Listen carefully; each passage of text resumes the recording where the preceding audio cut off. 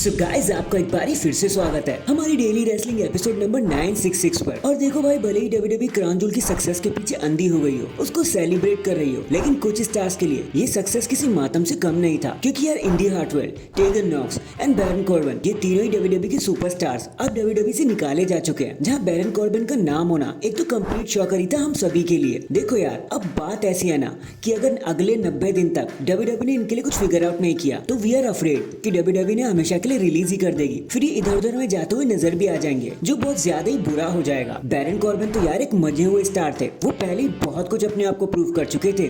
और एक तो डब्ल्यूडब्ल्यूई ने पहले उन्हें खुद खराब किया एक कॉमेडी कैरेक्टर देके, और फिर उनका कैरेक्टर असैसिनेशन जब हो गया तो उसके बाद उन्होंने रिलीज करने के बारे में सोच लिया, जो एक बहुत बुरा डिसीजन था डब्ल्यूडब्ल्यूई की तरफ से। भाई, उनको डेवलपमेंटल टेरिटरी में जाने की जरूरत ही नहीं थी, वो पहले से यूएस चैंपियन और न जाने क्या क्या रह चुके थे। लेकिन यार डब्ल्यूडब्ल्यूई है, वो ऐसी काम करती है, वही हमारी थोड़ी ना सुनेगी। बाकी आप अगर चैनल पर नए हो तो चैनल को अभी लाइक एंड सब्सक्राइब कर दो और वीडियो को एंड तक पूरा देखना, क्योंकि अभी बहुत कुछ बात करनी बाकी है। एंड नाउ आप देख रहे हैं रेसलमैनिक्स, सब्सक्राइब करना तो बनता है। वेल गाइस, अब जैसा कि हमने आपको बताया ही था कि डब्ल्यूडब्ल्यूई ने Indi Hartwell, Tegan Nox and Baron Corbin जैसे स्टार्स को कंपनी से निकाल दिया है। तो आज हर कोई परेशान हो रहा है, कभी ट्वीट कर रहा है तो कभी पोस्ट करके उन्हें वेल विशिंग्स दे रहा है कि भाई खुश रहना। सब उन्हें ऑल द बेस्ट कहे जा रहे हैं, जहां पर the best in the world CM Punk भी चुप नहीं रहे। एक हार्टफेल्ट मैसेज उन्होंने सेंड कर दिया, जहां उन्होंने कहा कि देखो रो मत, क्योंकि सब खत्म हो रहा है, तुम्हें स्माइल करना चाहिए क्योंकि अब सब शुरू हो सकता है। एंड इतना कहकर वो भी शांत हो गए। And trust me guys, Baron Corbin का चले जाना किसी यादगार से कम नहीं है। लोगों को बहुत चुभी है ये सारी चीजें।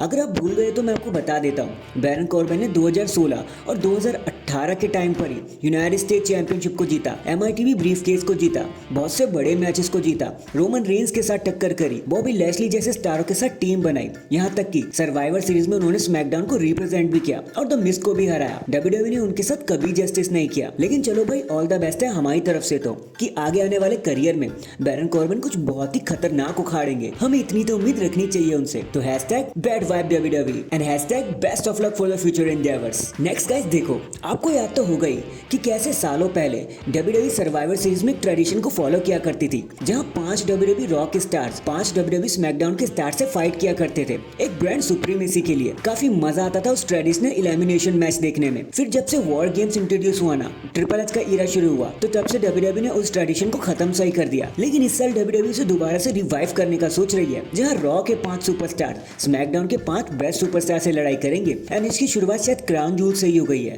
जो रेंडी ऑर्टन ने एडम पियर्स को आरकेओ दिया था। रेंडी ऑर्टन एक स्मैकडाउन के स्टार है, एडम पियर्स रॉ के मैनेजर। तो भाई स्टोरी लाइन तो बनती है और बस वहीं से सब कुछ पिकअप करता हुआ नजर भी आ जाएगा। जब रेंडी ऑर्टन स्मैकडाउन की टीम का कैप्टन भी बताए जा रहे हैं। बाकी लेट्स सी अब आगे चीजें कैसे प्रोग्रेस करती हैं। मुझे तो पर्सनली ये 5-on-5 वाली कंडीशन काफी पसंद आती है। बाकी लेट्स सी डब्ल्यूडब्ल्यूई इसे कैसे प्रोग्रेस करना चाहेगी। इसके बाद आप में से बहुत से फैंस पूछ रहे थे कि भाई मामी रिया रिप्ली सच में इंजर्ड हो गई है क्या, या फिर this is just a story line. So guys, the thing is ये इंजरी एकदम लेजिट है। जब अक्टूबर 21, 2024 के edition of Monday Night Raw में रिया रिप्ली ने लिव मॉर्गन को एक हेडबट मारा था, तो वो अच्छी तरीके से बोच हो गया एंड वही एक प्लेस बना जहां पर वो इंजर्ड हो गई एंड उन्हें ऑर्बिटल सॉकेट की प्रॉब्लम आ गई। एंड इसी वजह से डब्ल्यूडब्ल्यूई ने लिव मॉर्गन रकेल वाला वो सिनेरियो दिखाया जहां पर उन्होंने रिया रिप्ली को मारा था, ताकि अब रिया रिप्ली को थोड़े समय के लिए टाइम ऑफ दिया जा सके। बाकी बेस्ट ऑफ लक रिया, जितना टाइम चाहिए आप उतना ले लो, लेकिन जल्दी से ठीक हो जाना। #GetWellSoon मामी। इन दी एंड अब अगर किसी को ये जरा भी डाउट है ना कि सर्वाइवर सीरीज वॉर गेम्स में आखिर रोमन के साथ होने क्या वाला है, तो शायद क्राउन जूल्स में सबको उसका जवाब मिल ही गया होगा, क्योंकि सैमी ज़ेन ने दस्तक तो दे दिया टीम के अराउंड। बाकी अगर सैमी को टीम ज्वाइन करनी थी